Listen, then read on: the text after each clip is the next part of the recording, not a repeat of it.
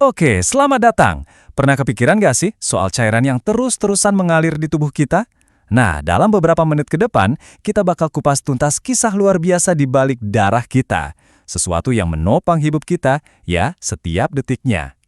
Gini deh, coba bayangin sejenak. Anggap aja tubuh Anda itu sebuah kota metropolitan yang super besar dan sibuk. Kota yang kompleks banget. Dan penduduknya ada triliunan, dan mereka itu adalah sel-sel Anda. Nah, kalau tubuh itu kota, terus darah itu apanya dong? Darah itu ibarat layanan paling vital di kota itu. Dia itu sistem logistik, sekaligus tentara pertahanan, dan tim perbaikan darurat yang kerja 24/7. Pokoknya darah inilah yang mastiin semua warga, yaitu sel-sel kita, dapat semua yang mereka butuhin dan aman dari segala bahaya. Oke, kita mulai dari gambaran besarnya dulu ya. Jadi apa aja sih tugas utama darah ini? Intinya ya, darah itu punya 3 tugas pokok. Pertama, sebagai layanan transportasi, nganterin oksigen, nutrisi, hormon. Kedua, sebagai pelindung, melawan kuman dan nambal kebocoran. Dan ketiga, sebagai regulator, jaga keseimbangan di seluruh tubuh. 3 hal ini nih jadi fondasi buat semua yang bakal kita obrolin. Oke, sekarang kita bedah satu-satu ya. Mulai dari yang pertama, transportasi. Gimana sih caranya darah bisa jadi kurir super efisien yang nganterin semua paket penting ini ke seluruh penjuru kota tubuh kita?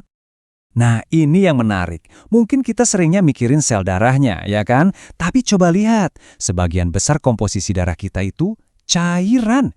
Lebih dari setengahnya itu plasma. Sisanya baru deh para pekerja keras ini, sel darah merah, dan ada sedikit banget sel darah putih sama keping darah. Plasma ini anggap aja jalan tol cair di tubuh kita. Isinya emang kebanyakan air, makanya bisa ngalir lancar. Tapi jangan salah, di dalamnya itu larut banyak banget protein penting. Contohnya ada albumin yang tugasnya jaga tekanan, sama fibrinogen. Nah, nama ini inget-inget ya, nanti kita bahas lagi. Yang perannya krusial buat nambah luka. 25 triliun! Banyak banget kan? Sebanyak itulah armada truk pengantar oksigen di dalam tubuh kita. Dan bentuknya itu loh, unik banget, kayak donat gepeng. Bentuk ini bukan tanpa alasan, ini desain yang sempurna buat memaksimalkan pengambilan oksigen dari paru-paru buat diantar ke setiap sel.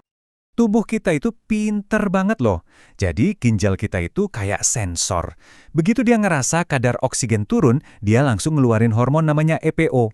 Hormon ini tugasnya nelpon ke markas besar, yaitu sumsum tulang, dan bilang, "Hey, produksi truk pengantar oksigennya ditambahin dong." Nah, proses produksi inilah yang namanya eritropoiesis. Nah ini dia nih, pabrik pembuatannya. Semuanya berawal dari sel punca yang ibaratnya bahan baku super serbaguna di sumsum tulang kita. Dari situ dia bakal ngelewatin beberapa tahap sampai akhirnya jadi eritrosit matang. Sebuah truk pengiriman yang udah siap tempur dan sangat spesialis. Oke, urusan logistik dan pengiriman udah kita bahas. Sekarang gimana kalau ada masalah? Misalnya ada pipa bocor alias pembuluh darah kita luka. Nah, sekarang kita lihat gimana darah kita berubah jadi tim tanggap darurat. Ini dia nih, tim perbaikan super cepat kita, keping darah atau nama kerennya trombosit. Uniknya, mereka ini bukan sel utuh loh, tapi cuma serpihan-serpihan kecil yang kerjanya patroli terus. Begitu ada sinyal bahaya, ada yang bocor, mereka langsung tancap gas ke lokasi. Dan prosesnya itu canggih banget, ada 3 langkah. Pertama, pembuluh darah yang luka itu otomatis langsung menyempit buat ngurangin pendarahan. Kedua, tim trombosit tadi langsung datang, nempel dan bikin sumbatan sementara. Ketiga, ingat kan protein fibrinogen yang tadi saya sebut? Di tahap inilah dia diubah jadi jaring-jaring super kuat namanya fibrin yang ngunci luka itu secara permanen. Keren kan? Oke, perbaikan fisik udah. Sekarang kita ngomongin soal keamanan dari penyusup, kayak bakteri atau virus.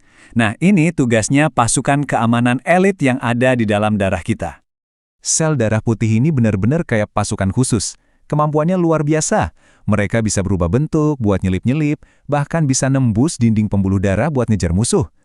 Mereka juga punya GPS kimia buat nemuin lokasi infeksi, dan yang paling keren, beberapa dari mereka bisa langsung memangsa penyusup kayak bakteri. Keren banget. Nah, pasukan ini ada 2 divisi utama. Ada yang namanya granulosit. Anggap aja ini polisi patroli yang kelihatan senjatanya, yaitu butiran-butiran di dalamnya. Terus ada agranulosit. Ini lebih kayak agen rahasia atau detektif.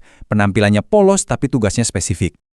Di tim polisi patroli ini, ada beberapa spesialis. Ada neutrofil, ini pasukan garis depan, jumlahnya paling banyak, tugasnya makan bakteri. Terus ada eosinofil, ini kayak tim gegananya, khusus buat ngadepin musuh yang lebih besar kayak parasit.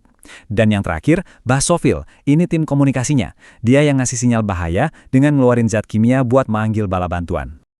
Oke, bagian terakhir nih. Kita bakal ngomongin sesuatu yang unik, identitas darah.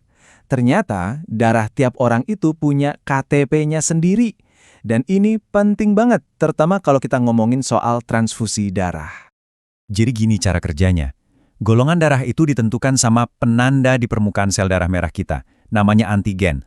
Kalau penandanya A, ya golongannya A. Kalau B, ya B. Kalau ada dua-duanya jadi AB. Kalau nggak ada sama sekali, jadinya O. Nah, di sisi lain, di dalam plasma ada penjaga keamanan, namanya antibodi. Tugasnya nyerang antigen yang nggak dikenali. Nah, dari sinilah muncul istilah donor universal dan resipien universal. Karena golongan O itu polos, nggak punya penanda antigen, dia aman didonorkan ke siapa aja. Nggak bakal diserang. Sebaliknya, golongan AB, karena dia nggak punya penjaga keamanan alias antibodi di plasmanya, dia bisa nerima darah dari siapa aja. Gampang kan ngertinya? Memang sih, ceritanya sedikit lebih rumit karena ada yang namanya faktor resus. Itu loh yang bikin ada tanda plus atau minus. Tapi tabel ini ngasih kita gambaran dasarnya soal siapa bisa ngasih ke siapa. Dan panduan simpel ini secara harfiah udah nyelamatin jutaan nyawa. Jadi, coba deh renungkan sejenak. Saat Anda lagi menyimak ini, di dalam tubuh Anda ada sebuah kota super canggih yang lagi beroperasi penuh. Jutaan tugas luar biasa ini lagi dikerjakan oleh darah Anda. Jadi, apa ya yang lagi darah Anda kerjakan buat Anda detik ini juga?